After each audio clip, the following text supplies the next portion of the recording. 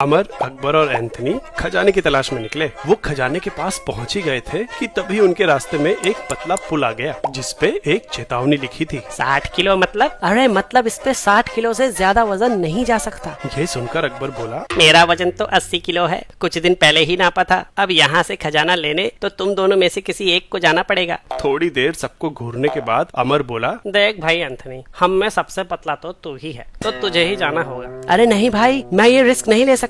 अगर मेरा वजन 60 किलो से ज्यादा हुआ तो ये पुल टूट जाएगा। जब मैं ही नहीं रहूंगा तो खजाना किस काम का? अब तेरे लिए वजन नापने की मशीन कहाँ से लाएं? तीनों सोच ही रहे थे कि अमर की नजर बांस के झाड़ पे गई। आइडिया, ये बांस का डंडा बिल्कुल सीधा है और इस पे बराबर दूरी पे निशान भी है। तुम दोनों को इस पे लटका के इसे तराजू की तरह इस्तेमाल कर सकते हैं। अरे मैं तो अकबर से हल्का ही हूँ, मैं तो ऊपर ही उठ जाऊंगा, इससे क्या पता चलेगा? फिजिक्स में सेंटर ऑफ मास नहीं पढ़ा क्या? सेंटर ऑफ मास एक ऐसा पॉइंट होता है जिसपे पूरे सिस्टम का मास कॉन्सेंट्रेटेड माना जा सकता है और पूरा सिस्टम इस पॉइंट पे या वर्टिकली इसके ऊपर या नीचे किसी भी पॉइंट पे बैलेंस किया जा सकता है। सेंटर ऑफ मास की पोजीशन वेट्स की डिस्ट्रीब्यूशन पे निर्भर करती है। जैसे कि भारी वजन के थोड़ा सा मूव करने पे ये काफी शिफ्ट हो जाएगा, वहीं उतना ही शिफ्ट करने के लिए हल्के वजन को काफी दूर जाना पड़ेगा। अमर ने बांस को एक पेड़ पे टांगा और एक तरफ अकबर और दूसरी तरफ एंथनी को लटकने को बोला। पहले तो एंथनी ऊपर उठ गया, पर धीरे धीरे अमर डंडे को एंथनी की तरफ बढ़ाता गया और एक टाइम बाद डंडा बैलेंस हो गया। मतलब यही पॉइंट सेंटर ऑफ मास है। अगर एंथनी को ओरिजिन मान लें तो इस पॉइंट की दूरी 4 यूनिट की है और अकबर की 7 यूनिट की। सेंटर ऑफ मास के फॉर्मूले में वैल्यू रखने से एंथनी का मास आ गया 60 किलो। ये तो एग्जैक्ट 60 किलो आ गया। अब कैसे जाऊं? लकड़ी का भी तो कुछ वेट होगा, उसकी वजह से थोड़ा कम ज्यादा हुआ तो? अब इतना रिस्क तो लेना पड़ेगा। सर पे कफन बांध के एंथनी पुल के ऊपर चला गया। अब बताओ, अगर लकड़ी का वेट भी कंसीडर करें तो एंथनी का वेट 60 किलो से ज्यादा होगा